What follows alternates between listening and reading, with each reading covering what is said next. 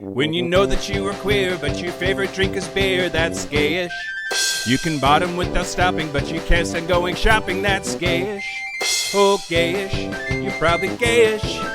Well, life's just too short for narrow stereotypes, so it's gayish. We're also gayish. It's Gayish with Mike and Kyle. Hello, everyone in the podcast universe. This is Gayish, the podcast that doesn't know a better name for cum than Nutter Butter. Oh, no. I love those cookies, and now I hate them. You know you love them even more. Oh, God. I'm Mike Johnson. I'm Kyle Getz. And we're here to bridge the gap between sexuality and actuality, and God damn it. What? Why'd you have to sully Nutter Butters for me? I mean, once you think about it, like, it's definitely perfect. cum. Yeah, it's like... It's for shizzles, it is jizzles. Great. Today we're going to talk about vulnerability. The totally comfortable subject of vulnerability. Yeah. We're going to try to make Dan cry again. It's going to be very easy. And we're going to have a guest. Yeah, we're going to have Davey Wavey back on. Davey Wavey's going to be back. And his friend. Whatever. And his friend? Yeah, front. And his front. Yeah. Oh, we're going to see him on Skype, which is always the best part about recording with Davey Wavey. Just the handsomeness. Yeah, you just like get to record and look at beautiful things. That's great. But first, I want to thank Patreon members Nicholas Tabrizi. Nicholas Fabrizi. Wait, did I already say his name? I definitely remember a Fabrice joke in our recent past, but okay, well, it's never too late to spray that shit again. Yes. For the first time. The right time is 5 minutes after, because it wore off and your shit still stinks because you didn't clean it. Yep. Okay. I would like to thank Patreon members Christopher Garrison. Christopher Garrison. Garrison would be a cool first name. Isn't that it's like a place where soldiers live? Do they live in his butt? If he's lucky. Richard Watkins. Richard Watkins. Dick Watts, as we call him. And Jacob Rainey. Jacob Rainey. It's rainy today. It's Seattle. Jacob, have you been to Seattle? We're recording it's in rainy. the Jacob Rainey right now. Yeah, so thank you to all our Patreon members. Y'all are great. Thank you. And beautiful and awesome. Yeah, we assume. We can't see you, which is probably a good thing. No, everyone's beautiful, Mike. We don't have to see them to know. Cool. Okay. You have no opinions about that. It's totally fine. Okay. Are you doing the news? Yeah, let's do some news. So, okay. Time is weird. We're like an episode ahead, and that makes everything weird. Yeah. But just okay. Is that all? Yeah. Okay, so because it's tomorrow, we for sure missed it. But I wanted to say tomorrow for us in our time, which is like 4 or 5 yesterdays. Yep. For you listening. Yeah. Anyway, it is Bi Visibility Day. Yeah. So, hi, bi people. Hi. We see you. We see you. I got new contacts. My vision is clear, and now I see the bisexuals everywhere. Yeah. What? Cool. Sorry, what Kyle said made me think of the movie They Live, where like if you wear special glasses, you can see that people are actually aliens. And, yeah. Bi people. People are basically aliens. Dan thinks you're aliens, so that's cool. If there were glasses that could let you see people's sexuality. Oh, I thought you were gonna say genitals. Well, okay, that too. That's a different fanfic altogether. But would you wear them? Is the question. No. Because I don't. Not the genitals thing, like the sexual orientation that's what thing. couldn't. Like you wore glasses, and like over everybody's head was like their sexual orientation. Yeah, I would. You would? Yeah. Although, like that, I feel like that would lead to a lot of disappointment because I'd be like, whoever's back that is when I'm on the bus is like, man, I'm gonna pretend like that guy's front looks incredible, and also he's pretty gay. Yeah. And that would ruin at least part of that fantasy. I have a lot of fantasies about the back of people that I see. Sweet fantasy, baby. It was just recently like the 10-year anniversary of that album or something. Really? 20-year anniversary? How long has Mariah Carey been a thing? And I forget the song that she sampled for that song. Shoo-doo-doo-doo-doo-doo-doo. Yeah. It's probably called Shoo-doo-doo-doo-doo-doo-doo. Well, no, it came on. I'm trying to remember where I was. It came on the radio, and I was like, yeah, that's not Mariah Carey. That's the song she stole. Oh. Anyway. Okay. Did you know Tuflo was bi? She wrote a big love letter to bisexuals. I know you're really trying real hard for me to care about her, and it's maybe working because I don't not care. Okay, all right, we're getting there. But I don't care. Every little bit helps. Yeah. Okay. Great. Next, you ready? Yeah. Okay. So this is gonna suck. Great. Black trans women get murdered. Yeah. A whole bunch. Yeah. And trans people of color. Yeah. Yeah. So, real quick, the names of the black trans women known to have been murdered this year are Tracy Single, Dana Martin, Jesseline Ware, Ashanti Carmen, Claire Legato, Malaysia Booker, Michelle Washington, Paris Cameron, Chynal Lindsay, probably Chynal, Chynal, Chynal Lindsay, Chanel Skurlock, Zoe Spears, Brooklyn Lindsay, Denali Berries Stuckey, Kiki Fentroy, and Pebbles Ladime Doe. So there's actually a really interesting thing happening in New York that they're calling the Black Trans Travel Fund. It's a mutual aid project that will try to help black trans women move safely through spaces that seem, on the basis of all the available evidence, violently opposed to their very existence. So if they are stuck in a city building location that is unsafe for them, helps them get to a more safe place. Yeah, part of the thing is this fund is being created because trans people can't walk from one place to the other. That's how fucking dangerous and horrible their lives are. Yeah. That there has to be a fund for moving. Oh God. It's not like moving to a different city. It's like walk from across the street or go outside and get your mail. Yep. Oh, fuck. That makes me... yeah. So Devin Lowe is an actor and he is queer, and his partner is a black trans woman, and he wanted to start this because his partner has described daily harassment that she faces when using public transportation, and so he set up the BTTF, the Black Trans Travel Fund. Quote, "My goal for the Black Trans Travel Fund is to truly provide a greater level of safety for black transgender women across the United States when it comes to travel," Lowe says, "as well as making it easier for allies of black trans women to leverage their resources in order to offset the financial cost of private transportation for black trans women that is often so difficult to afford." Well, allies can donate directly to the fund, which has a simple process. Women in need of funding can request up to $50 for travel twice a month by filling out a form. Oh, help them with the private. They can then purchase car rides home using services like Uber or Lyft. And the goal is when they get enough funding, they're going to develop their own app so that women can request rides directly from previously vetted drivers, which I think is pretty cool. Yeah, that's awesome. Anyway, yep, the BTTF, the Black Trans Travel Fund. Consider making a donation after you pay us on Patreon. Okay. Last but not least, do you know the band Soft Cell? No. Tainted Love was probably their biggest hit. I did that one time for karaoke, and no one cared. Oh. That's that's my story. I'm sorry, Kyle. Thank you. I care ex post facto. Great. And the only reason I know it is from the Coneheads. Yep.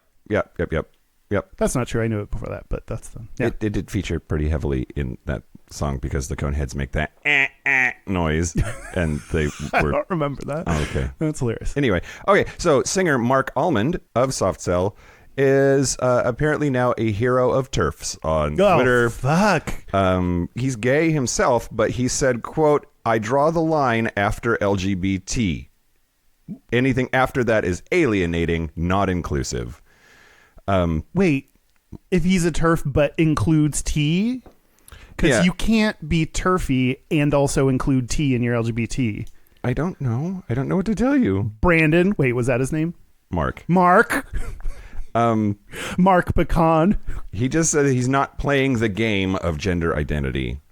"I've always wanted a world without labels, one big melting pot," as Blue Mink said. Sorry, bad song. Or "People are people," as Depeche Mode said. "Now I have over 100 to choose from. Sorry, not playing that game." He's deleted the tweets. This isn't a game. This is real life. Yeah. Brandon. So it just goes to show that sometimes queers suck too. Yeah. And just because you're gay doesn't mean you support all minorities, which is fucked up, especially those in our community. And being gay doesn't mean I would say like, there's no rules or regulations, but I want to cast out, I guess with a spell, because that's what that implies to me. Anyway, like if you don't support all of LGBT, you're not allowed to be a part of this community. I wish we could say that. I mean, we can't because he's G. So yeah, but yeah. I also think that Donald Trump should take a page out of this book, right? Like, so the TERFs noticed his tweets. They upvoted them or whatever the fuck you do on Twitter, and he deleted them and has since tried to apologize. I don't know if I'm buying the apologies or not, but the Donald Trump factor is this: if shitty people like what you're saying, think about what you're saying. Yeah. Like if white supremacists go, yes, what you're saying is fantastic. This really resonates with me. Yeah. Then reconsider your life. That's it. That's the news for now. Oh boy. Yeah. There's a lot there. We need like, how news is like always is like, and now that was so depressing. Here are babies, you know, like we need our, like, what's our version of, should we just keep singing fantasy? Shoodle-doodle-doo-doo-doo. Shoodle-doodle-doo-doo-doo. Great. They're happy. They're happy. They're happy. They feel great. Now they're thinking about how Mariah Carey's lost her voice, and so now they're sad. She can't go anymore. Whistle register is shitty for your voice. And it shows. Mariah. Oh God. Okay. Vulnerability. Let's talk about vulnerability. Yeah. As I said to you the other night, I wanted to do this episode in part because you are terrible at this. Okay. We both acknowledge, because you said this after, I've gotten so much better in the past, Way like better. 3 years. Like, it might be the podcast. I think that definitely plays a part, a big part for sure. But yeah, it's something I've been really shitty at. I've been working on. I used to say when you go on first dates with people, the goal, or like dates in general, you just lie until you trap them. And then you're like, okay, let me tell you all the shit. I'm trying to change that into being honest and open. Yeah. So, yeah, I'm working on it. Well, good. Continue working. But yeah, I mean, I think we're going to talk about it. We're going to, what? You're good at it in like, sometimes you're like, when I remember when you and Trevor were going through like rough times, not necessarily divorcing, but you posted on Facebook, hey, just want to let everyone know this is what I'm going through. Yeah. And I was like, oh God, he's telling people the honest truth about his personal situation. That's too much. Yeah. And like, yeah. But you're very good about like being open with your friends in public in, I try. Do you feel that way? Do you feel like you're good at it? I mean, if one of the symptoms of vulnerability, that's a weird way to put it, is being genuine, I feel like I'm pretty genuine. Yeah. Like what's going on the inside, I pretty much mirror it on the outside. Yeah. My face does, but my mouth doesn't. Like my face is like, you're a crazy bitch. But then I say like, hello, nice to meet you. Or like, you have reasonable opinions or whatever I say. Yeah. Well, and I'm sure we'll talk about it with Davey. I think that, we don't raise boys to be open and honest and emotional, especially. I have some data on that. Great. So should we talk to Davey Wavey? Yeah, I guess so. Mild to neutral on D-dubs today. Oh yeah, we have to get out. I don't think he wants to be called like D-Money or anything. Yeah. So we'll go ahead and get that out of the way. Yeah. Dizzle Whizzle. Yeah. Sorry, I really like Dizzle Whizzle. Okay. But yeah, we're going to take a break, and when we're back, we're going to be talking to Davey Wavey about vulnerability. Yeah, let's do it. Great. Let's take a break. Let's take a break. Shoodle-doodle-doo-doo break. This is the part where Mike and Kyle take a break. So are we back? We're back. We're back. That's why I was looking at you like that. Oh, yeah. That's my line, huh? Yeah. Okay, Yep. It's up to you. And we're here with Davey Wavey. Hey, guys. Hi, Davey Wavey. I can't believe you keep inviting me back. Yeah, us either. Yeah. It keeps happening. Yeah. But thanks for being on. My pleasure. If you're listening to this when it comes out, then the same day, we're also going to be on Davey Wavey's podcast, Himros Live. So check out our appearance on that. Do we know what the topic is? It's a video called Come Lover. But oh it's my like, God, did you plan that for me? Thank you. Well, it's come and then comma lover. So it's like come lover, not come lover, not like come dumpster. Oh, okay. It's a Never play on mind. words. Never mind. I like it less, Yeah. but still, still good. So check that out. Okay, we're going to talk about vulnerability. Yeah. And Well, first we should have like a definition, right? Like, because I think people think of vulnerability as being like, you know, I have allergies, you know, like that's a vulnerability. Like when like, yeah. Oh. Yeah. No, we're talking about like emotional vulnerability. Yeah. Being connectivity. vulnerable. being vulnerable, being yourself, being genuine, being when it's uncomfortable or not a good. I always think about vulnerability as like revealing bad things about yourself. I don't know what that means about me. That's like what I associate it with. Like, I think you know. yeah. Okay. Davey Wavey, do you feel like, I mean, you kind of like put a lot of yourself out there. Do you feel like you are the person people see in your videos? Yes. So I think to an extent, I think that like when you watch the news at night, like the way that the newscasters speak is obviously different than how they speak in real life. Mm-hmm. And I think when you're doing something for YouTube, you kind of like turn up the inflection in your voice. You make yourself sound more interesting. Yeah. In reality, I'm like a lot more low key than that. But the person that comes across is consistent with who I am. Like I get to be the same person at work as I do in my real life and in my content, which is a privilege because most people kind of have to put on a mask like when they do what they do. Yeah. I've always, I mean, until recently, because I don't care about my job. I've had a very distinct separation as my work me, as my like personal me. I like put on the work version of myself to like just, I don't know. I worry that if people know I'm like having a shitty time with depression, then they're going to be like, can I even trust you to do this job? Like that's my fear. Is it exhausting to like have to maintain like two versions of yourself? Yeah. Yeah. I mean, that's like part of being gay is like the like closing. Two. Yeah. We have like 10 versions of ourselves. Yeah. Yeah. Like, and I think that's where I learned it to like close myself off is like, you know, you learn early on that being yourself is not cool. So you put on a version of yourself that people, or at least that was my coping mechanism, putting on a version of myself that was acceptable to people. And that's what I'm trying to like undo. I mean, I think everybody compartmentalizes. Everybody has the hat that they wear when Right. they're at work and the hat they wear when they're at home with their family. It's just a question of like how different are those hats? Like how different of a person are you? Because everybody has some of it, right? Yeah. And the more different it is, probably the more energy it takes to maintain it. So like if you're pretending at work that you're straight and you're gay and you're having to change pronouns when you talk about your boyfriend and being like that shit is just like you feel for it, but man, that's exhausting. Yeah. It's like you can't trust like other people just get to say the things they think. Right. And you have to like every thought you have is like, does this make me seem gay? Does this, or even if you're out, like, is this an appropriate thing to say right now? It's like, so questioning every single word you say. Yeah, that's like exhausting. Do you have a definition of vulnerability? Like, what are you guys, what does it mean to you? I don't know. You like definitions, Mike? Do you?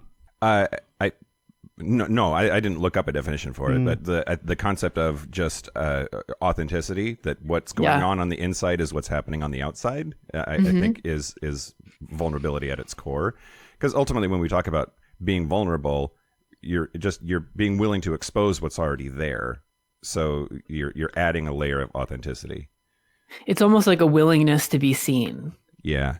And maybe Like, that's like why. truly seen. And I feel like that's why I associate it with something negative. It's like vulnerability is sharing something that may not seem like puts you in the best light, because like that's the difficult part about it is it's like it's showing weakness or what people assume is weakness by being honest. And we've been taught that like our whole life is like if you're vulnerable, like vulnerability is a sign of weakness. We like get out of bed and we put on like our layers of armor and like, you know, to ensure that people don't see who we really are, because like if you are vulnerable, you let people in and people can hurt you. And for me, I think vulnerability requires being courageous. Yeah. Right. And if you are courageous and vulnerable often enough, like you're going to get hurt. Like it's going to happen, but you do it anyway because you do want to be seen. okay, you're often on you. What? I don't know. We just got really deep. Sorry. I feel like we're Brene Brown. Brene Brown, yeah. Yeah, Mike, you played a video of hers to be like, hey, it's cool to be genuine. I think you were like trying to be like, hey, here's a hint. Like, people like authenticity and like it when you admit that you're flawed. I mean, I think that's part of what we talk about on the podcast is just like being very honest about things we suck at or have challenges about, and like vulnerability helps people understand and relate and feel less alone. It's also like every real conversation that you have, like the most interesting conversations are the ones that are the most vulnerable. Yeah. Like that's when you start to get into the meat of it. That's why your podcast is entertaining, because you guys are authentic and vulnerable, and people relate to that. Like if everyone's just keeping a guard up the whole time, like, it, you know, like do you think there's any connection to like you are physically vulnerable by like often appearing shirtless in your videos? Like, is there for you any connection to like physical or clothing? Well, I don't know. It's interesting because I don't like, I'm fairly muscular. And so I think in a society that like generally like puts musculature like on a pedestal, like it doesn't require that much vulnerability for a muscular guy to take his shirt off. Oh, okay. Having said that, like I do have a lot of insecurities about the way that I look. It's always surprising to me when we work with porn stars, like guys who go to the gym far more than I do and who have like, 9.5-inch dicks and like 8-packs and perfect everything, are some of the most like insecure people that I've met. Like there's not actually a relationship between looking a certain way and being confident. Yeah. You would think they have all the confidence in the world. Yeah. But I do think there's a difference between, like I talk about vulnerability a lot. There's a difference between talking about vulnerability and being vulnerable, right? Like, and that's what we're doing today, which is a lot scarier. Yeah.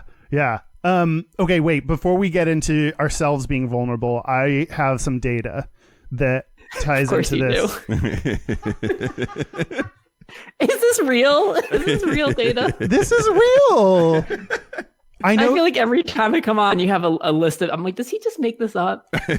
Okay, I'll just 10% of the studies are fake. You guess which ones? No, that's not true. No, they're all real. Okay, this one is reported effects of masculinity ideals on gay men. So like very like exactly what we're talking about. By Francisco J. Sanchez, Stephanie T. Greenberg, William Ming Lu, and Eric and it came out in 2019. I don't know what this magazine, but the shortened version is Psychol Men Mask. I don't know what that means, but that's the magazine it showed up in. Psychology of Men Masculinity? I don't know. Hey, okay, so here's like they interviewed like over 500 people did a survey online, and kind of the connections they made are gay men still are affected by the standards of masculinity. Just because you break from one, masculine norm, fucking dudes, doesn't mean you like are now completely separate or outside of it. They're still affected by masculine ideals, and those masculine ideals restrict the ability for gay men to have emotions. So what this study said is, yes, there are lots of studies that confirm that heterosexual men can't show affection or are not allowed to based on masculine ideals, but that's what a lot of people said in this survey, that it still does affect gay people. And the interesting thing is then you have two men in relationship that both are taught they can't be emotional. So there's different, this is my editorializing. So there's different challenges than in a male-female relationship. That's interesting because I feel like as men in general, the only emotion that we're taught to express is anger. Yeah. Yeah. Like anything else is a sign of weakness. So that's interesting what you're saying of you take two people who are brought up in that world. It doesn't matter that we're gay. Like we're still brought up, in that same culture. And then you put two of those people together. I mean, at least they both can identify with the same shared experience versus a guy and a girl where the woman is taught that she can, be more emotional and in touch with her feelings. Yeah. I don't know. Yeah, it's a scary thought. Well, and then what they say is, and this is all like, I was going to say conjecture. That's not, this is a study. What's the thing? Oh, qualitative. So this is, not, I don't have percentages, but they say that one way men cope with this is sex. Gay men cope with this as sex because that's a way they are allowed to express intimacy, so they use sex as a way. They don't know how to express it, so sex is a way for them to express intimacy without having to be emotional. Wow. This is depressing. But I mean, so Kyle reads that. Did you think this was going to be a really cool, happy episode? I was so excited to talk about vulnerability. Not anymore. You're done. You just have to go all of a sudden. Well, yeah, someone's at my door. Bus is here, so. Oh, sorry. No. I mean, you read that, and my first thought is, oh, that checks out. Like, I definitely see that when I go out to the neighborhood and look around. It sure seems to me like there's a dearth of intimacy in the gay community, and a lot of sex is happening just to try to fill that void. Yeah. So can I ask a question? All right. So we just did a retreat in Albany, New York, and this was for Himrose TV, my erotic site, and we picked 8 guys to fly in from across the country, and these were like not porn stars, just people who have like normal jobs, and they created with us 12 erotic videos and 4 documentaries. So it required a tremendous amount of vulnerability for people who are, ages 20 through like 75, to take all their clothes off and to connect with this way and be super intimate. But we filmed a video called What Are You Looking For? And it's based on, obviously, the question that guys ask on Grindr. And, like the response, if someone says to me, like, what are you looking for? I could be like, well, I'm looking for a hung top. Maybe I'm projecting here. But so our tantric instructor, Brad, once told me, he said, Davey, no matter how many big dicks you take, it'll never be enough to fill the hole in your heart. Oh, that's exactly what we're talking about. Yeah. Wow. And I was like, when someone like knocks the wind out of you, like the truth was so like acute that I was just like, it knocked the wind out of your soul. So we asked the guys, we did this like talking circle, and we said, well, what are you looking for? And there were initially a lot of answers like that. If a guy asks you on Grindr, what are you looking for? They're like, I'm looking for this, I'm looking for that. And like, if I'm spending 3 hours on Grindr in an afternoon with it open, like it's about more than a big, like, what are you really looking for? Yeah. And so we kind of went around the circle and like, and I'd ask you guys the question, like, what are you looking for on Grindr? Is it like beyond kind of the superficial? Is it intimacy? Like, are you looking to fill that void? Are you looking to be validated, to feel like a sense of worth? Are you looking to feel anything? I don't know. I'm looking to feel numb so I can avoid the horrors of everyday life. Yeah. No, I think, well, it's funny when I respond to this. So like the frustrating thing is like when someone asks that and the other person is like, oh, I don't know, whatever. I'm down. It's like that answer is so frustrating because it's like, not being vulnerable. It's not being vulnerable. And it's just like, I don't have anywhere to go from this conversation now. So I try to do the like, here are the things sexually I'm open to. And I always like hedge my bets as well. And like also be like, but ultimately looking for a long-term relationship so that like either way, I can be like, we maybe can still do whatever you want to do. But that is ultimately true. Like my end goal is to have a long-term relationship. I want to get married and like you can want to fuck someone into a relationship. You could, but for me it's like, even like, what is that long-term relationship a symbol of? Oh, like, what does that represent? Like, are you really looking for a long-term relationship, or like, what is it? Are you looking to not feel alone? Like if we're talking about vulnerability here, like what's that you're valuable enough for somebody else to invest in. That you deserve love. I mean, it's also like... it all hurts. Just like a hung top. I like, for me, it's like, hey, society, I have a boyfriend, so like, I'm cool. Like, don't worry, I'm cool. It's like when you have a full-time job, you're like, no, I'm like legit enough to get this job. Like, I'm cool enough to get a boyfriend, so that must mean I'm okay. But another part of it is like the things you should want from a relationship, or at least I don't know, love, comfort, someone to care for you, feeling of not being alone, like being with someone, I don't know, someone to wipe my butt when I'm old. to flip the script a little bit, I've been really trying to be vulnerable on Grindr and say what I want is intimacy. What I want is to actually Netflix and chill, like not just have it be about fucking and that's it. And how does that go over? I'm batting whatever the opposite of 1,000 is. No, I mean, like, I don't want to overstate it, but like I've had some of the best sex of my life in the last month or so. Part of that is coming off of Lexapro and having my dick actually work. But then like the other part of it is just really like being clear. Like I don't just want anal. I want to hang out and build a connection, and I want to feel intimacy. That's the word. Like I want to. I'm into like body contact and holding on to each other and like looking into each other's eyes when whatever's going down is going down. It's not only like good for me, I think it's a necessary component for me. Something we've been talking about on the show a lot lately. I have like a trauma response to sex.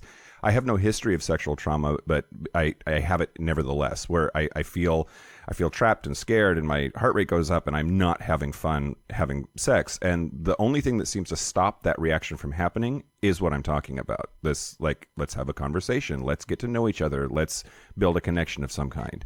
So is intimacy for you a stronger element of attraction than, say, physical appearance?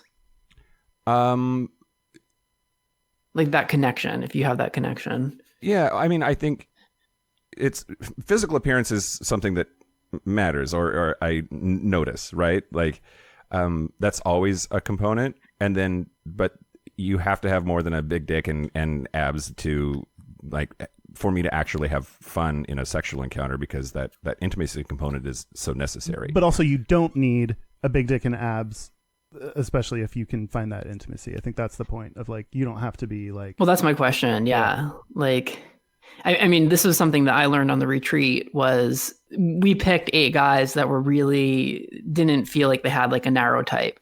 Like if you look at my ex-boyfriends, they all look like almost interchangeable. Right. What is the template there? What do they look like?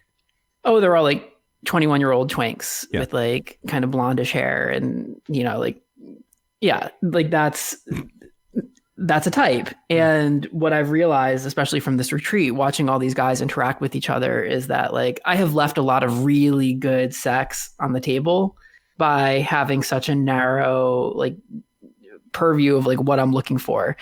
And what I've leaned into since the retreat and what I'm trying to do in my life is recognize that like, yeah, like physical attraction, we all might have these desires of like, this is what we like. A lot of that comes from society and not from ourselves in general.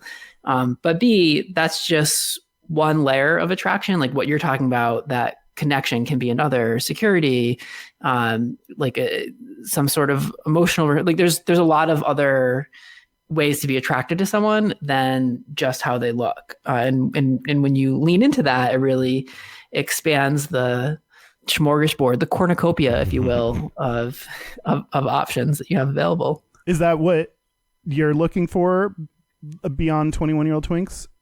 Like, yeah, I've closed that chapter. Okay.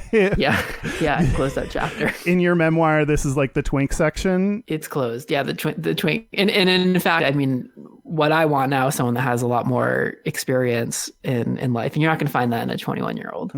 Yeah. Yeah, but you might in Palm Springs. So, hey.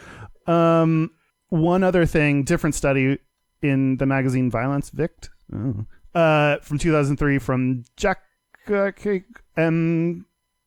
said Seattle. That's just where it was. That's not his name. His last name is not Seattle. His last name isn't Seattle. Anyway, he said that, this is men in general, not specific to gay men, but fear of emotion predicted violence in relationships. And I think that go ahead. Sorry. Oh, that checks out. I just really. Yeah, that's not surprising at all. No, and I think we talked about who said like anger is an acceptable emotion for men to have, right. And it's like this is why I don't like corporal punishment. Is like it teaches you that the way to deal with anger is to hit someone. And like that to me is like, and you know, there are a lot of people that are like, it's my kid, I'll spank them if I want. And like, I guess that's true, but also like, what are you teaching them when you like, you are so angry, you yourself don't have the words to express your emotions, and hitting someone is the response. So like, that's what you're teaching them.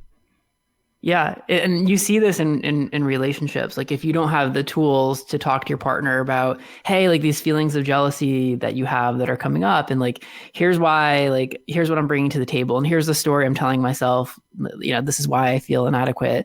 If you just hold that in until you eventually can't anymore and it just erupts out of you as this like, you know, volcanic explosion of anger, that's what you see.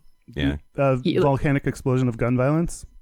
I mean, it's that. It's like, you know, physical abuse, verbal abuse, emotional abuse, or just guys that aren't capable of communicating with their partners about what they're feeling. Yeah. One of my things is I'm realizing more and more, I am super sensitive. I feel like that's part of why I put up these walls. I mean, other than the gay thing of like, everything hurts my feelings. I have a hard time with conflict. I care a lot about what people think about me because I am like so extremely like sensitive.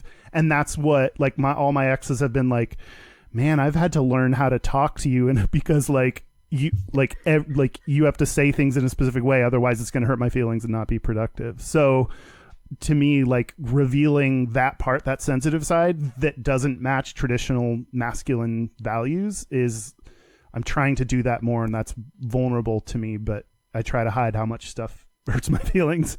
So you do talk about it though, like you're sensitive, but don't bottle it up. Like you're sensitive, but only recently, like as I've tried to become more and more my authentic self, I've been better at that. And also as I've learned more about myself through like therapy and I guess talking to Mike is like, is understanding myself and knowing why that's coming out. So one way to cope with it sounds like a negative thing, but one way that I've learned to deal with this is by being honest about it.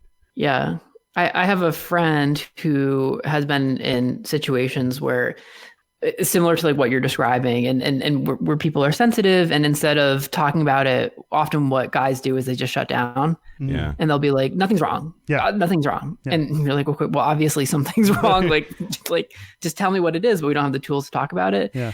And he has been with so many guys who, you know, do wrong by him, not just once, twice. Like he gives them a fourth chance, a fifth chance, a sixth chance, and doesn't let go. And so this is in the context of vulnerability. I asked him why that is. And I think we kind of have these like talking points that we say to ourselves of like why we do certain things. And it's kind of like the PR spin on what we do. And he's like, well, you know, like, I just don't give up on people. And like, I think that we can work through this. And you're just like, okay, no, but like really, like what's the real answer here? Yeah. And so we kept talking about it and it took us a while to get there, but finally he was like, look, like I don't let go of these guys because sometimes I just think it's the best that I can get.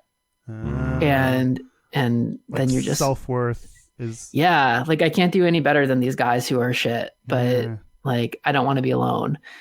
And that's when that's being vulnerable, not just with other people, like when he told me that, but it's also being vulnerable with himself to admit that.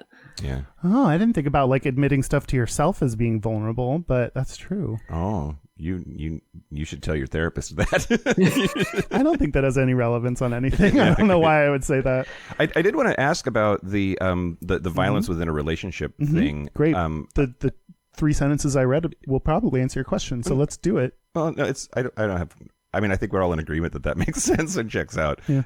But like, I've been fortunate enough that I've never experienced physical violence in a relationship. Both of the people that I married were, you know, pacifists in that way. Mm-hmm. But I don't think I've ever asked or heard. Have you had? No.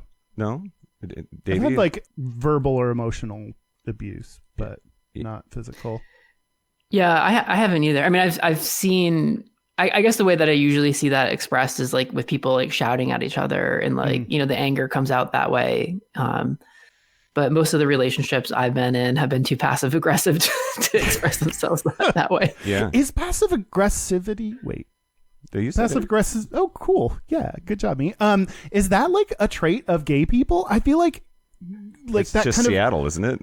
no, West I Coast. think there's something like about the snarkiness or like the something about gay people that's like kind of passive aggressive, like not directly addressing the thing, but like still being like condescending, or I don't know. I mean, I think the stereotype that I have in my head is just the bitchy queen. Like the bitchy queen is, I'm going to control the narrative and what we're talking about, and by extension, what we're not.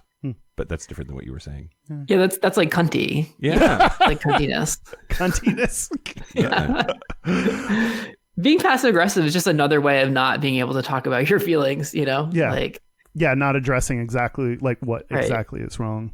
The other thing I wanted to talk about in this space is if fear of emotion leads to physical violence within relationships, I think it also likely leads to self-harm, right? Like violence against yourself is another way of doing that. I mean, that's kind of your MO, right? Like the way that you act out is typically self-destructive. Like that's true. And I guess that's true of like a lack of, like when I get in my worst places, one, I can't control I can't figure out, I don't have like good ways to express what's happening, or I feel so shitty, and I don't reach out to people. That's a big thing for my like lack of vulnerability. Is like it's really difficult for me to say I need help, or I'm not like.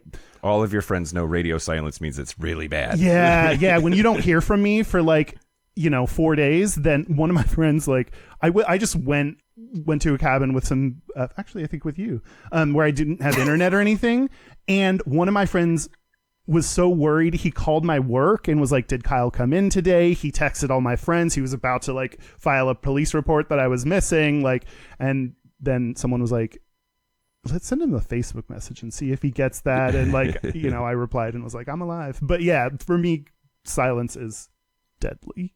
and so when you do that, like when you try to like treat yourself with silence, it like, does that strategy work for you, or does it make you feel worse? Like, no, it's definitely that bottling in, and that's to me where self-harm is coming, is like I don't have a way to express this or I do have a way, but I feel like I don't have any way of dealing with this, and self-harm, but like also like physically, but also like other ways of like the way I talk to myself in my head, especially during those times, is like very self-destructive. And the moment I reach out to someone or talk about it, it completely diffuses that. Or not completely, but it helps a lot. So is that like, so having said that, so like the silence, like distancing yourself from the world doesn't make you feel better, but what does make you feel better is connecting with other people and getting that support. Yeah. Like, is that now your strategy, like moving forward when you're in that place, or do you continue to do the silence thing? I think I've been better at being like, I'm not way great. better. Thank you. Yeah. Yeah. And my therapist and I like came up with like a one sheet. I'm like really bad at like being like, I don't need to do this activity. This is not a Spanish workbook. Like I don't have to like physically write the answers to things, but I'm trying to get better at like just writing stuff does help. So we made like a one sheet. What are your tactics when you're feeling your worst? Part of it is like reaching out to people. Like, what are activities you can do?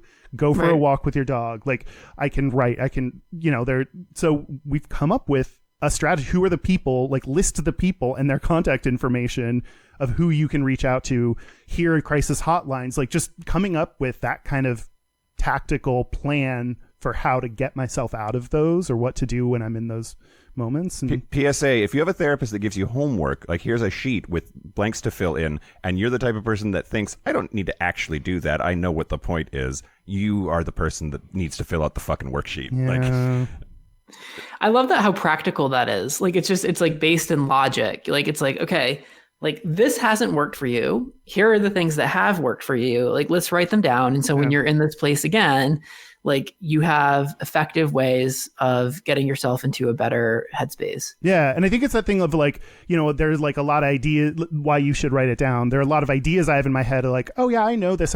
But when you're in that emotional state, you're not thinking logically. So knowing, oh, actually I've written down 3 different things that can help me right now. It does help bring some logic to an otherwise illogical or very emotional state. Was that your vulnerable thing that you were going to share? Or is there more? No, I've already shared that, so Oh. it's just like a You have reshare. something else? I can't. You have something else on top of that? I can't repackage. Oh yeah, why don't we do? Well, let's start. I'll see how juicy y'all's are. Do you want to do? Do y'all want to? What we're gonna do? So we've talked about the idea of vulnerability, and Davey, you even said this, like, you talk about vulnerability, but actually doing it, exhibiting it, is a different thing. Yeah. Well, you just did. I think like what you just exhibited wasn't just talking about vulnerability. That was being vulnerable. But yeah. Okay, yeah, then that'll count. I only have so much vulnerability to give in a day. But yeah, that's something I wanted to do, is have us actually do that together. So, Mike, so I asked you both if you would like reveal something that makes you feel vulnerable, whatever that means to you. Oh man. I told you this before. No, I know. Oh, you still have the oh man reaction. Yeah, like it just happened last week. I went to an Incubus concert. Is that your vulnerable thing? You still like Incubus? That is a lot to share. Yeah. Thank you for opening up. But the song I Miss You from, I think it's on Morning View. They did that, and it's like A, one of my very favorite songs that they've ever done, but B, it reminds me so much of my ex-husband.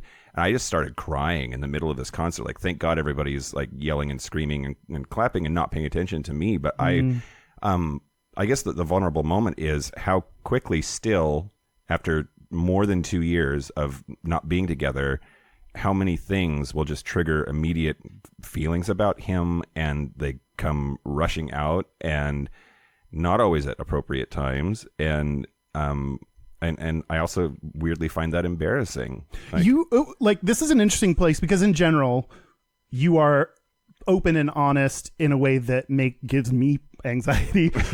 But so you are open about like, hey, this reminded me of Trevor. But yeah, you always express some kind of embarrassment or guilt or something. And I think that's part of vulnerability, is like, I don't feel good about, like, this does not make me feel good to have this quality. I am embarrassed about that, but revealing it anyway. Yeah. And I think that's what helps, is like, especially if you have people that will do this in your life, like not having judgment and being like, making you feel like you're still okay as a person, even though, like, to me, it's not surprising that you still think about your ex that you were married to and with for 8 years, yeah. Which is 52 years in gay world. Yeah, it's like, although it feels weird to you, it is not surprising to anyone else. And everyone's like, yeah, of course you think about him, and that's normal, and you're okay. Well, I think what makes vulnerability hard is the sense of shame that I shouldn't have these feelings and don't want other people to see me having them. Yeah. Like it makes it really, I guess it is vulnerable. But yeah. Shame and vulnerability are like super tied together. Wait, have you read Brene Brown? No, you just made me watch that video. Oh, okay. Yeah. I think. Which video was it? Was it the power of TED vulnerability? Talk? Like, yeah. It has like 20 million views. Yeah, exactly. Yeah, I watched it years ago, and I wish I remembered. Maybe at some like heart level, I do remember what she said, but that's one of the most 5 viewed TED Talks. Shit. What's number 1? I think it's that woman that had a stroke. Oh yeah, Jan Bolton Taylor. Yes. That was a really interesting one. Her what's are you going to do a TED Talk at any point, Davey Wavey? What would your TED Talk be about? The evolution of gay porn. Porn evolved. That's what I'll do. Okay, that would actually be a really interesting one for sure. Porn It'd be is why niche. we have the internet. It'd be niche. Check out himrose.tv to see how Davey Wavey has adapted porn to fit our modern lifestyle. I have a question though about your story about your ex-husband. You said you felt embarrassed about what? Like, what part of that is embarrassing? Like being at could you expand on that? Yeah. I mean, the word that stands out to me is still. The fact that I still have those feelings. Yeah. There's a very analytical part of me that thinks that it should be over by now. That like, and maybe feels, cheated in a way, like that I'm still spending all this emotional energy on a person that didn't want to be with me, and he wanted to be with you. He decided at the end that like he wanted to be with you for the time you were together. So just flat out saying he didn't want to be with you negates a lot of the relationship. Sure. Maybe make it present tense. The fact that I'm still investing a bunch of emotional energy in a person that clearly isn't investing it back because he's no longer with me. Yeah. But then, so that's the shame about the feeling itself.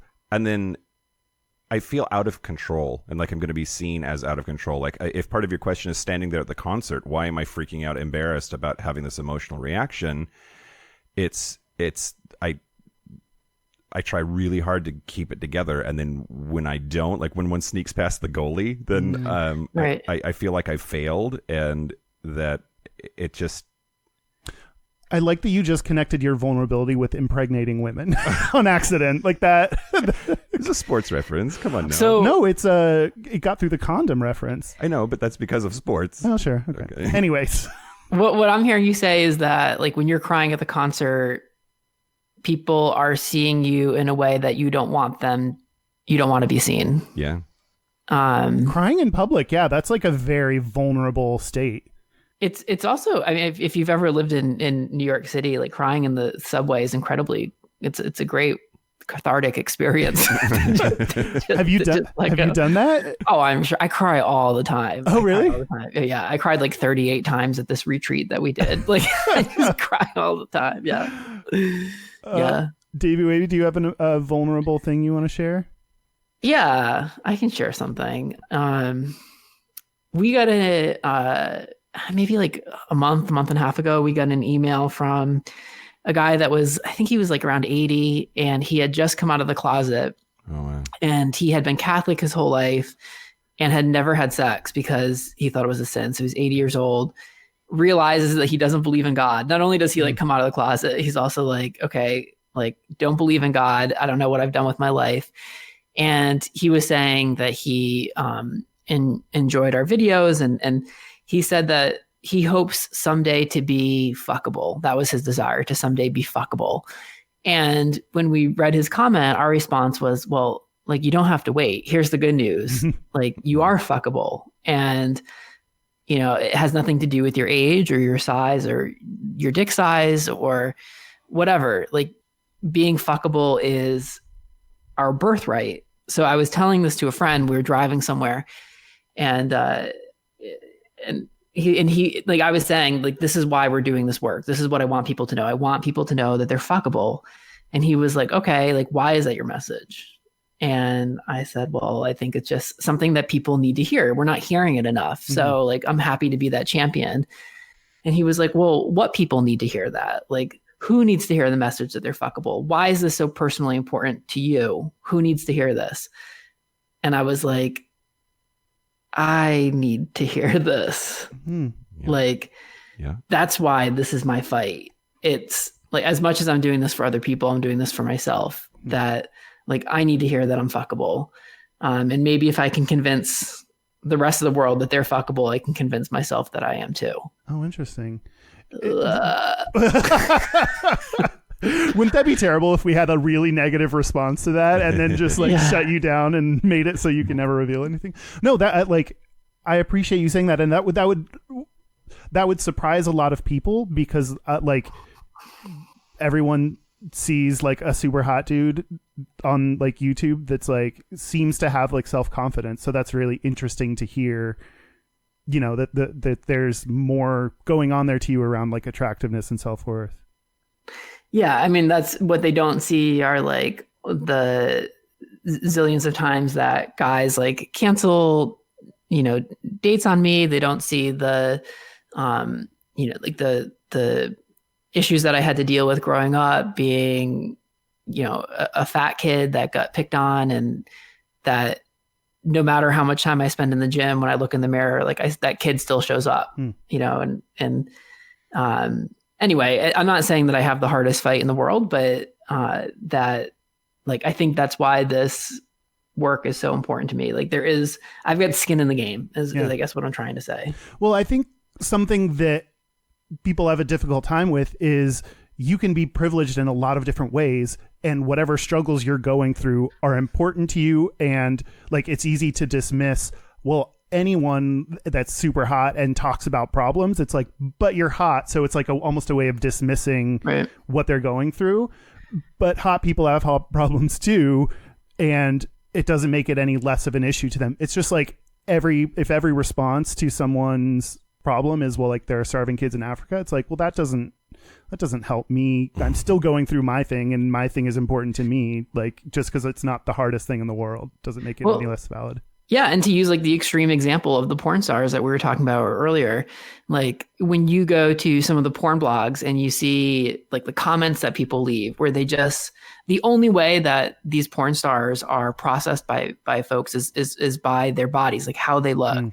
And just the comments are so nasty about like, this one's getting old, this one's getting fat, this one's muscles are too small, their dick is too small. Like it's just pulling apart a person's appearance.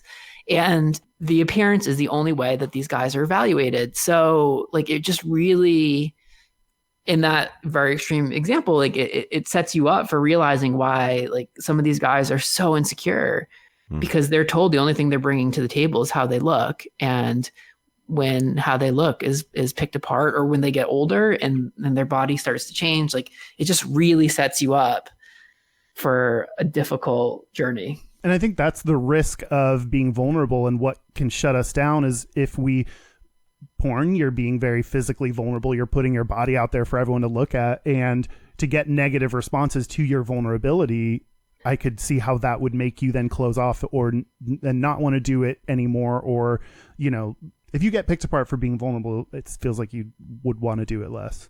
Yeah. Yeah. Can I ask you guys a question? Yeah. This is a vulnerability question. Okay. So is this to take the attention off of you and your vulnerability? Yep. Cool. Yes. All right. So you guys both work out. You go to the gym. Nope. Oh. Yeah, I have. Oh, this is one of my like discomforts, is like I feel like anyway. But you can ask a question. So Mike, why do you go to the gym? Oh, well, I could answer this for like, why do I diet? Because that's like a similar. Okay. Yeah. Okay. But you go first. I mean, I can think down the trail and try to say all the things, but at the end of the day, it's to be fuckable, right? Like it's exactly what you're getting right to the But when someone asks you in real life, is that what you say? No. It's always, some euphemism about, it's to be healthy, or like it's I don't even fake that anymore. Like I've gotten past pretending that's why. I do not. Well, I don't know. I don't care if I'm healthy. I just care. And that's why I diet, is like, I don't like the way I see picture. I've never liked the way I've looked. But like I see pictures of myself and I'm like, oh no, I do have to lose weight. And that partially for my health, actually. But that's not why I care. Right. Like there's, it's funny because I mean, we're having this conversation of vulnerability. So I think we're kind of already well primed for it. But I had this conversation with someone on set the other day, and he was saying that he's like, I want to lose 10 pounds because like, I just see myself as 10 pounds lighter. Like I'm doing this for me. And I'm like looking at him like, can we just call like bullshit on that? Like maybe there's a 1% chance that you're really just doing this for you. But I feel like that's that PR spin. It's the story that we tell ourselves. Yeah. And so I was like starting to prod, and he was like, well, why do you work out? He's like, you go to the gym 2 hours a day. Why do you do it? And I was like, all right, I can walk this walk. I can be honest here. And I was like, look, like I'm vain and and I'm insecure. And I think that like part of me thinks that if I don't have a good body, then what else could I possibly offer someone? And he was like, oh. It's like those moments that we have, where you really like show up. And but I think that's a perfect example when you talk about, it's just an example of how we're not vulnerable with ourselves or honest with ourselves about what we're doing and why. Do you think it's good for you to spend 2 hours in the gym every day? That sounded very leading. I'm genuinely asking. Yeah, no, I think it is. Like, and there are obviously health benefits, but I think my typical talking point would be like, yeah, like, when I first started working out, it was because I wanted to look a certain way, but I really like the energy that it brings me, and I like how I feel when and all that is true, but like, that's not what's driving my like almost like almost an obsession to work out six days a week for 2 hours, right? Like that is being motivated by something much bigger than that. And I think it's those insecurities. Well, that's what I'm thinking. Like, yes, there's a lot of health benefits and like, it's probably mostly a good thing, but maybe there's a small percentage that's like, it's a bad thing for you. If there is some kind of like obsession with having to go to the gym to feel worthwhile, like maybe it's not always a good thing. And that like, if my body looks the way that I want it to look, then I don't have to deal with those there's a lot too. I'll send you guys an invoice for therapy after. Great. Would you ever take a week off of like exercise completely?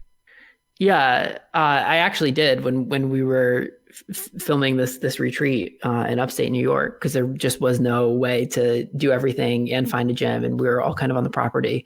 But you did push-ups in your room, right? Yeah, I did. So that's what I'm saying. Like no exercise at all, no physical activity. I don't think I could for why? Because I would be. I mean, first of all, I always think that I wouldn't be in that situation because I could always find like an hour to work out in my room, even if it means like sleeping less. But the motivation there is because I would be afraid that my body would start to, like, my muscles would start to, atrophy or whatever it is. And you'd be my tits would start to sag. Yeah.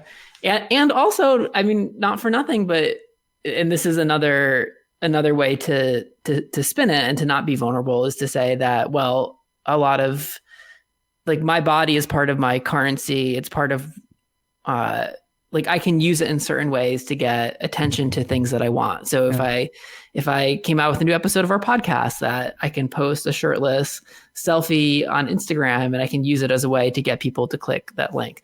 But yeah, there is a deeper insecurity that I think drives my workout neurosis. I don't know. Yeah. I can definitely understand all those feelings. Also, like, they're logically not true. So like after a week, you're going to look pretty much how you look. Like that's not long enough to like get saggy tits. So my I'm not even going to say challenge, but like idea that I'll float into your brain is take a few days off, do no exercise, even if you have the time, and just see how that feels. sit in the feelings. Yeah. But like knowing that my body doesn't change by taking a couple of days off of the gym still doesn't make me feel better about the person that I am. Like I think the work that I need to do is like understanding that I have more to offer the world than pecs. Yeah. Yeah. Well, that's a good portion, but yeah, there's more. I deal with vulnerability by humor. We haven't talked about that, but I've demonstrated that like every podcast episode. Yep. Anyway, what were you going to say? Oh, that's why I think Cameros is really cool. Actually, like you're building a legacy. You're putting something valuable out there, and I think that's really cool. Thank you. Yeah. It is. And it's, for me, it's like, it's my dharma. I feel like it's what I love in life is the intersection of gay, sex, and joy, which is what we film. And what I love in life is like making that kind of sexual ecstasy accessible for people. So it's not like abstract and nebulous. And to do that in a way that helps other people is I think what happens when we post this content, whether it's on YouTube or Himeros. So for me, like doing what you love, driven by your passion in a way that helps other people, like it doesn't get better than that. Yeah. And so I really enjoy it, but doesn't mean I have everything figured out. Look behind the curtain. When we were like emailing, we were like, oh, like what other thing, like, we've talked about like sexual things with you. Are there other things we could talk about? And you were kind of like, no. Do I? No. Not really. You said you like the Great British Baking Show? Yeah, we could talk about that. Talk about some moist sponge. That's don't want a soggy bottom. Yeah, never mind. But also, sex is the most interesting. Like, what's more interesting than sex? Have you ever gotten really high and watched Bob's Burgers? Because I would pick that over sex like 9 out of 10 days out of the week. Wow. It's just a high quality TV show, is all I'm saying. Anywho. Maybe we can do that in Palm Springs. Do people know that you're coming to? No. Oh, but now's okay. a good time. No, we can talk about it. We're going down to Palm Springs. We're gonna have like a bit of a gayish retreat. But yeah, then we're gonna meet up with you and do crazy things and talk about them. I mean, this is related to vulnerability. Yeah. Can we tell them what we're gonna do? Yeah, sure. Do you want to tell them? No, you tell them. Well, there's a place near my house here, which I've never been to. It's kind of like almost like an outdoor bathhouse. Like it's a hotel that people go to pretty much for the purpose of having sex. And I'm a very pro-sex person. My,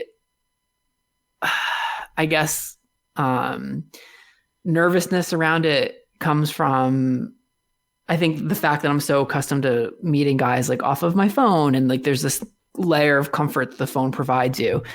You can do like a lot of vetting before you like actually meet. Yeah, like there it's very much like face to face.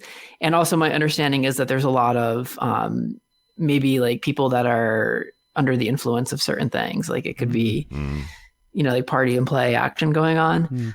But it's like right across the street from me, and I'm curious to see like what it's all about. Yeah. This was really interesting when we like talked about this of like, I'm like, oh, this makes me feel like very uncomfortable and brings up a lot of like personal body image issues. But to have you also say that it makes you uncomfortable, not only because like you're attractive, but also because you do all of this stuff, YouTube Himros, like talking about sex positivity. That was something I was not expecting. I was very surprised to hear that. You thought I was gonna be like, oh yeah, the sex, like the bathhouse. Yeah, I'm gonna, like take some loads. Come on, guys. Get in the middle of the circle and I don't know, do whatever sexy thing you would want to do. Well, and preparing for this trip, talking about it, we've had a lot of really vulnerable conversations with each other about like the idea of having sex in front of Kyle or having Kyle see me do anything sex related is fucking terrifying. And yeah, I don't want that either. There's some lines we maybe shouldn't cross. Yeah. Like seeing you. Yeah. Just being there though, like just showing up and walking through the door, and if the three of us sit in the hot tub and just watch what's going on, like that's still gonna be terrifying for me. Yeah. I'm gonna wear like a big parka. I'm gonna wear like ski pants. Full body condom. Yeah, I'm gonna look like who's the guy that always dies? Kenny in South Park. So did we do it?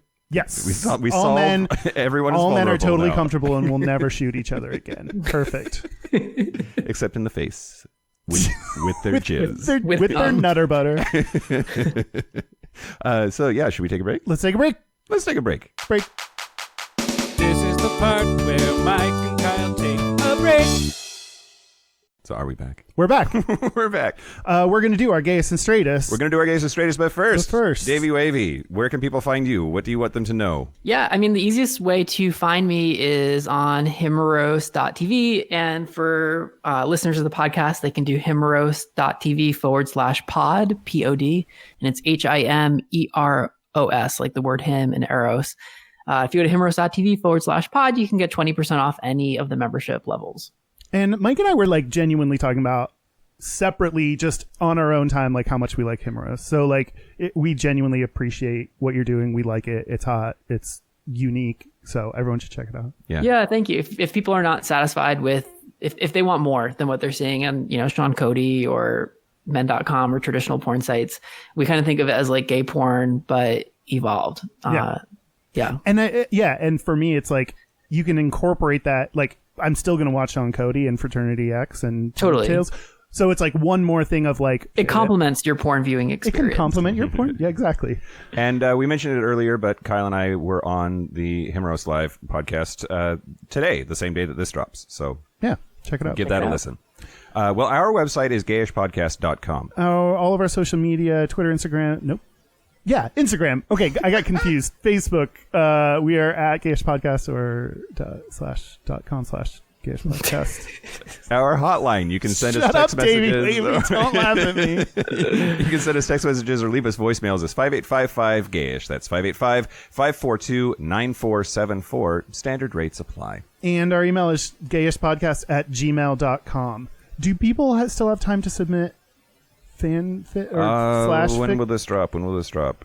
I don't like. We're not. This drops the 26th. Yes. So This is not an album. I don't like calling it dropping. Like what? I don't know. this is not Cardi B's album dropping soon. My this is podcast. My podcast is dropping. Dropping. Anyway. Yeah. So we have put out into the universe the idea that we want Mike and Kyle slash fiction so that we can recreate it for you in an episode in October. So you have until September 30th to get your submissions in. There have been several already. I've started to read them. Fantastic. Make me very uncomfortable. Yeah. I felt less uncomfortable because I'm like, people are like very much understand us in the show and they're like writing in specific things. So part of it is just funny. So I'm appreciating it more than I thought. But send those in. You have like 2 days at this point. So yep. Okay, Gayest and Straightest. Yeah, let's do our Gayest and Straightest. Davey Wavey, would you like to kick us off? Sure. My gayest is that I just got back from a retreat of gay men out in the woods making gay porn and gay documentaries. So that was pretty. that was pretty gay. My straightest was I haven't had sex in a very long time, but just a few hours ago, a Marine came over at my house and he had never sucked a dick before. So he sucked my dick, which, well, I guess that's also pretty gay, but that he was okay. Well, that's as straight as I get. Yeah. Well, I was surprised. Marine sucked my dick. I was surprised that a Marine, like, it was an actual person that showed up. Like everybody I talked to online, as soon as they say they're in the military, I'm like, well, fuck, you're a fucking robot. Oh yeah, like please send me money or check. Was he wearing his uniform?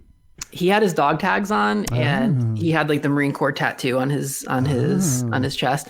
And he said yes, sir, to me when I asked him to do something. Oh, so that felt pretty legit. I didn't know you were a dom top. I didn't either. It was news to all of us. So I already said it a little bit ago, but the straightest thing about me this week is going to see Incubus, which it was very bro-y in there. It was just wall to wall 35 to 45-year-old white dudes, and they looked very straight. Are you telling me I should go to an Incubus? Yes, you would love it. You would love it. Oh my god. Okay. And the gayest thing about me this week. So last night I went and sat in with my cousin's band in Eastern Washington for the Rock Island Redneck Days Festival, and that was straight enough, but. Sorry, that's not gay. The gay part was when I went into this to the bathroom. I needed to pee before we went on stage, and there were no dividers whatsoever in this bathroom. And so just like the gay panic that I had about like, oh my God, all of like any of these people could hate crime me. Yep. And I just have to pee in front of everybody if that's what I need to do. Like I hate that feeling so much, but I think it's a pretty gay thing to have that. They're gonna reaction. hate crime you for just peeing? I mean, this is Trump country. Are you gonna start like jerking people off while you're at the urinal? I just get so awkward. Like I want to like look the appropriate amount. Like if you stare at the wall too intently, then obviously you're not looking, and that's suspect. But if you like just full on stare at dicks, then that's suspect too. I don't know. Dan is giving a very confused face, but I like so. You don't hang out in Wenatchee, Dan. I have the same thing of like being when I was growing up, like going into the locker room, or I'm the same way going into like in my mind is like. I don't know how straight people act in this situation because I am not. And am I going to do something that reveals that I'm gay while I'm in this space where people's dicks are out? Not that I'm trying to, but like, oh, someone's going to figure it out, but because I do the wrong thing. And that's where the hate crime comes in. Yeah. I get that. Thanks. Thank you for translating for me. I mean, that's I think for them, the appropriate amount of looking at their dicks is 0%. Yeah. Yeah. Yeah. It's straight people, I feel like every now and then are like, what you got? Okay, cool. Like, they wouldn't it's the lingering. That's anyway. Okay. Okay. My straightest thing is I went to trivia with some friends and, I knew the answer to the LA Galaxy as a soccer team. Wow. Yeah. Wow. Thank you. How did you know that? Well, wherever Posh Place goes. I got it. It's like, I heard Posh moved to LA. So why? Oh, okay. No. I actually knew that he D-backs moved and started kicking the ball there. The gayest thing I think is the other day, Mike, you and I were playing what I've now coined in my head, or like the phrase I now think of is is he attractive or just wearing a backwards hat? Yeah. Like that's the game we were playing. and just every dude with a backwards hat, Kyle is just like, oh my God, I'm in love with him. Okay, that's so illuminating. Being like honest on like Grindr and Scruff, like I have before said to guys like, please wear a backwards hat. Not often, but like when I'm feeling like I can ask for what I want, or they seem bro enough that they would. Yeah, wear a backwards hat and alternate between choking me and flexing, please. Oh my God, or both at the same time. Why do we have to pick just one? And call me dude while I'm blowing you. Exactly. Bra. Call me bro stuff. Yeah. Anyway, so that's it. A special thank you to Davey Wavey for being here once again. Yeah. Thank you guys. Yeah, we're excited to meet you in person. Yeah.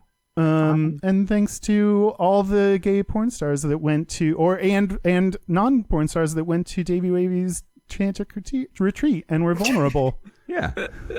Is it clear that's the end of the episode? Yeah. Okay. Loopy. Okay. So that's it. This has been Gayish. I'm Mike Johnson. I'm Kyle Getz. Until next week, be Bush, be fabulous, be you. See you next week. Did that sound like I said be Bush? It did. Cool. It did. I mean, have a bush. Be fabulous, be you. They're coming back. Bye. Bye.